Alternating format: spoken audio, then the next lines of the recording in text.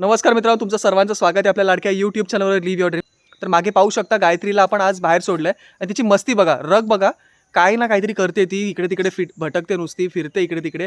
गवत एवढं हिरवं चरिंगण बाहेर झालं तरी तिला काय त्याला तोड लावायचं नाहीये. अजूनही तिला तेवढी समज नाहीये की बाहेर जाऊन काय खायला लागतं. बघा बघा बघा, मस्ती बघा नुसती. रेअर कॅमेरा ऑन करून तुम्हाला सगळी मस्ती दाखवतो. ह्याचं मुख्य कारण काय ते समजून घेऊया.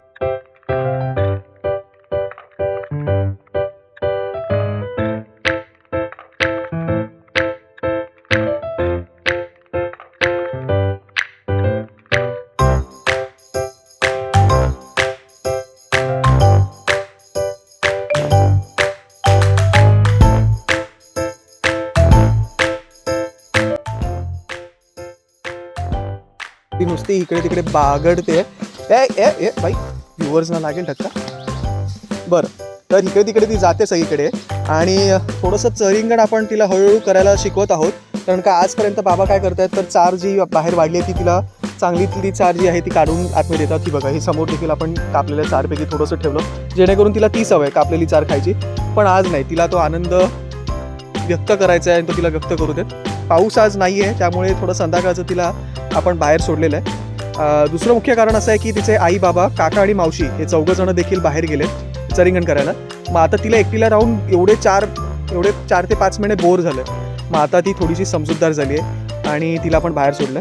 समोर पाहू शकता, इकडे तिकडे नुसती फिरते आहे. पहिल्या गोष्टींचं समजून घेते, कुठे काय काय आहे. बघू उद्या 2-3 दिवसानंतर तिला किती यूज टू होतं. आवर अगं हो हो गायत्री, ये इकडे ये. व्ह्युअर्सना भेट आपल्या. ये गायत्री, ये गे. हॅलो गायत्री, गायत्री, चिकू चिकू. तर 15 मिनिटाच्या मस्तीनंतर, उड्या मारून झाल्यानंतर, थोडासा दम लागल्यानंतर गायत्रीला कुठेतरी एक हिरवा चारा जो तिच्या आवडीचा का होईना पण असा जाणवत आहे आणि तो ती वरच्यावरती शेंडे मारून खात आहे.